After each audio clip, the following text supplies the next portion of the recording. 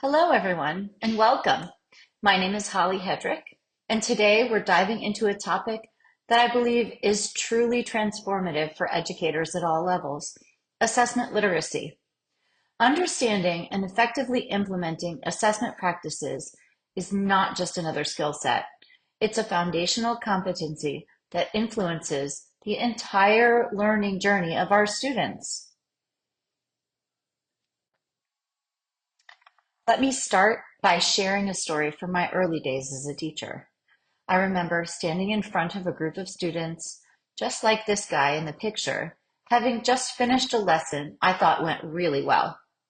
I felt I had explained things clearly and had the students engage in a lively discussion, and everyone seemed attentive.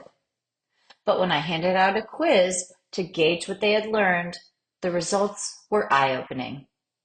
It became clear that many of them hadn't grasped the concept at all. I found myself wondering, where did I go wrong? What could I have done differently? That experience taught me something fundamental. Teaching isn't complete without ensuring that learning has happened. And to know if learning has occurred, we need assessment, good assessment, to provide the evidence. Assessment literacy matters because it's about seeing learning, as one might see the light in students' eyes when they finally get it. That moment is one of the most rewarding parts of being an educator. But to cultivate it intentionally, we need to systematically gather evidence of student learning, understand what it tells us, and then use it to guide our instruction. The National Task Force on Assessment Education for Teachers involves understanding how to gather dependable evidence and use it productively to support or certify achievement, beginning with a clear purpose and specific learning targets. As Odenhall notes, assessment has evolved from focusing solely on memorization to evaluating higher order thinking skills, reflecting our goal to enhance real understanding rather than just recall. You can see by the image in front of you that we have also bridged this gap in differentiating education and trying to include all students in learning, something that was not done in the past. When I think about assessment, I imagine a three-legged stool: curriculum, instruction, and assessment. These three elements hold up the entire structure of student learning. If one leg is weak or missing, if we overlook assessment, the stool becomes unstable. As highlighted in Why Should I Assess Student Learning in My Classroom by Garrison Grant, teaching is only complete when it results in student learning. Assessment is what provides the evidence to determine if that learning has truly occurred. As a science teacher, I would say, imagine a science class where I teach about photosynthesis, provide rich activities and great experiments, but I never assess the students. How would I know which students have misconceptions? I might continue teaching, but with false confidence and expect that everyone understood. This could leave some students behind with a gap in understanding. We see this gap often when students progress to the next level in a course. Assessments are often perceived as the bad guy in education, tied to standardized testing or as a means for grades alone.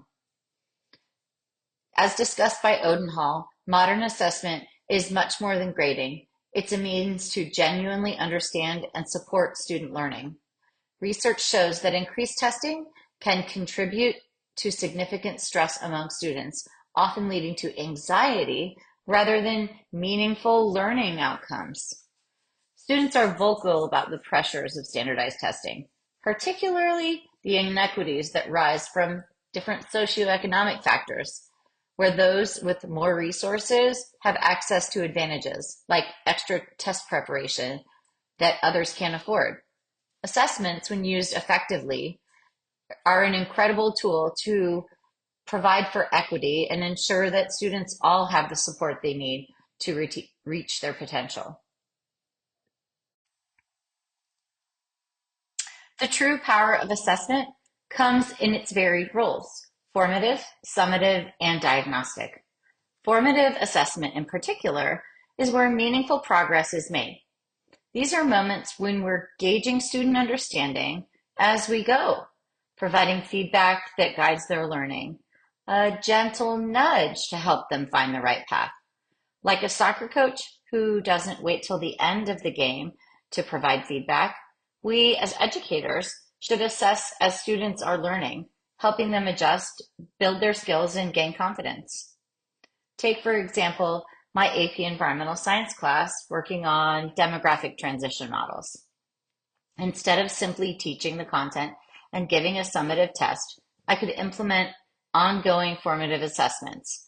For instance, after introducing the concept, I could have students create models in small groups while I move around the classroom to provide feedback and ask probing questions. Later, they could present their models, explaining their reasoning to the class, which not only helps me assess their understanding, but allows them to learn from each other. This is an example of formative assessment. I'm not only teaching content, I'm actively assessing and guiding understanding, correcting misconceptions, and celebrating those light bulb moments. Assessment literacy isn't just about collecting data. It's about interpreting that data to improve student outcomes and tailoring our instruction to meet individual needs. It's about knowing when to pivot, when to provide more support, and when to celebrate success. Assessment literate educators understand the importance of clearly defined learning targets, as these targets form the foundation of assessments, guiding both instruction and feedback.